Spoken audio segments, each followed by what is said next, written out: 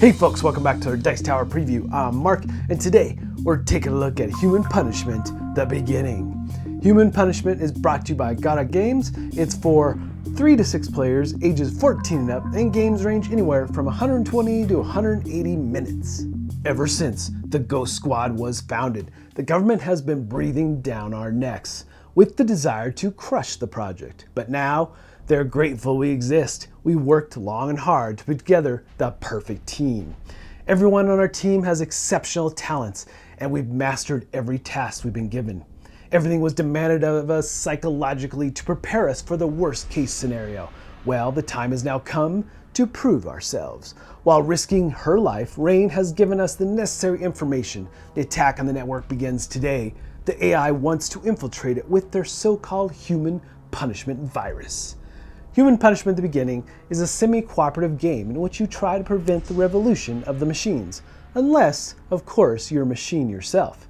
In this game, you can have one or more winners, and in order to be one of them, you must help your faction to victory and fulfill your own secret objective. But be careful. Are your fellow players really who they claim to be, or have they already been infiltrated by the machines? Will you be the salvation of mankind or its downfall? So, this game has many aspects. It's a pick 'em and deliver game. It's a social deduction game. You have hidden roles and variable player powers. And so, as you can imagine, yes, a traitor in your midst can bring the downfall of all humanity. At the start of the game, you'll be given a secret role. You'll be playing as a human, the Fallen, the Machines, or Legion. And as you would expect, they all claim to be simply human. This is where the social deduction comes into play, and each of these factions has a different win condition. Also, the players will have their own secret objectives they are trying to achieve in order to win. So, your main goal here, as the players, will be to bring the data chips into the network, filling up the various tiers, while performing other tasks that will help your faction on the way to victory.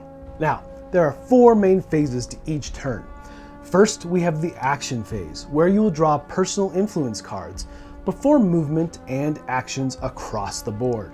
Phase 2 is all about activation, where you'll activate and resolve enemy actions and attacks. Phase 3 is the event phase. You will resolve an event and check the writing bar.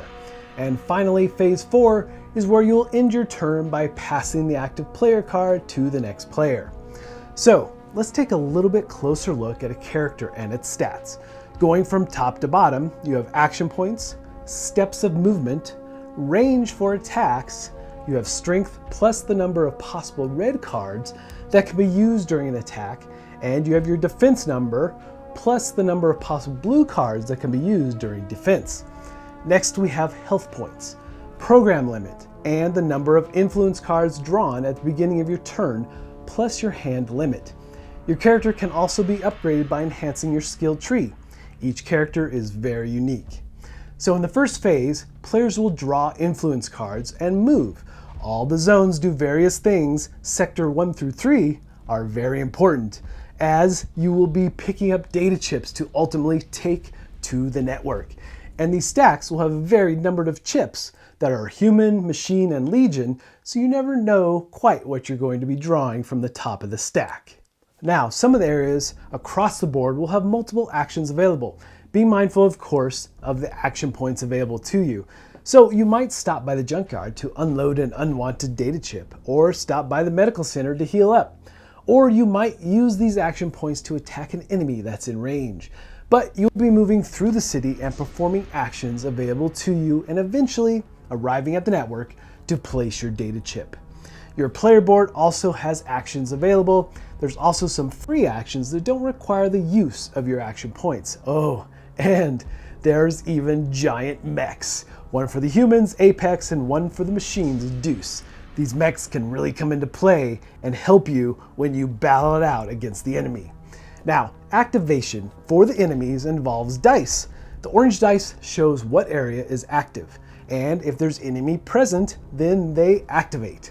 However, the red dice determines what type of enemy comes into play or spawns, if spots are available. And finally, the 2 white dice determine the spawn location. So either enemies are activating or they're spawning. All kinds of craziness comes into play as those enemies jump into the game and you have to deal with them. Next, let's take a brief look at this event phase. This is where you will draw the appropriate event card and resolve it, following the instructions outlined there. Now, each player will be playing cards trying to affect that outcome, influence cards. Also, 2 additional general influence cards will be added. So, this is another social deduction aspect to the game. Each player will be playing blue or red cards. The cards are shuffled before revealing, adding more suspicion to the game. All kinds of good or bad can result from the votes.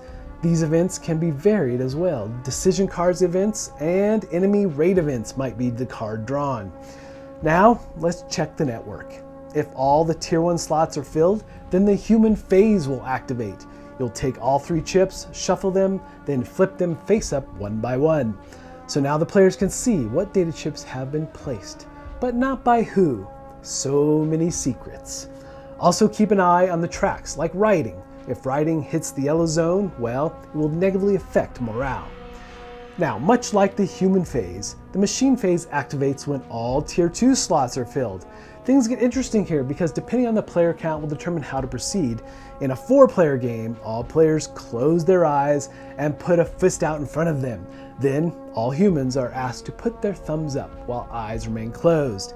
Now the machine is asked to open its eyes. From now on, the machine knows who the humans are. You just never know who you can trust in this game. So this was a broad look at the game. There's lots of intricate detail, lots of actions that you can perform along the way. There's even weapons you can get as you battle it out against the enemies, which can get quite heated. And you may have to visit that med center to heal up. So you'll continue taking turns until an end-game condition is met. For the humans, the game ends when all tier 3 places in the network have been occupied. And so, the humans must have a majority in at least 2 of the 3 network columns to claim victory. Now, machines will claim victory if at least one of the following conditions is met. Again, the game ends when all tier 3 places in the network are occupied, but the machines must have a majority in at least 2 of the 3 network columns, or the resources bar in the city drops to 0, or Deuce the giant mech has reached the network. Now, none of the players are outlaws in the game, which means if the outlaw faction wins, all players lose. This happens when there is a tie in the network. The morale bar hits 0, you run out of data chips and can't fill 3 tiers, the security bar in the city drops to 0, or the enemy threat level has reached a value of 4. And for the Legion players, in order to win, the security bar in the city drops to 0, or the enemy threat level has reached the value of 4. And finally, the Fallen. They claim victory if 3 grade data chips are in the junkyard, or at the end of the game, there are at least 2 grade data chips in the network and 2 in the junkyard. And of course, don't forget your personal victory, based on your personal loyalty and objective cards. The players whose faction was victorious and have also achieved their secret objective are the final winners of the game. Alright folks, just a reminder once again, this has been a Dice Tower paid preview, and everything you've seen here has been in prototype form, so keep a close eye on the campaign for any changes that still may occur. Now with that said, one of the neat things is that their previous title, Human Punishment Social Deduction 2.0, well, it can be combined with this game, but you don't have to. This is definitely a standalone game, and there's lots of intricate details about this game that we didn't go into as you move across this city and do various things trying to help your faction out. But that's where things get really interesting, is that you really never know who to trust, and you find that you second guess your choices as you move through and do different things. And sometimes you have to look maybe mysterious, like you're doing something off, like if you have to dump chips in the junkyard because maybe you have a machine chip and you need a human chip. Things like that can happen. And you just really don't know who to trust in this game. I definitely ran into that in my play. But folks, ultimately, if this looks like something that would be of interest to you, I'm sure they'd appreciate your support. So I think that's it from me, and until next time, we'll see you at the table.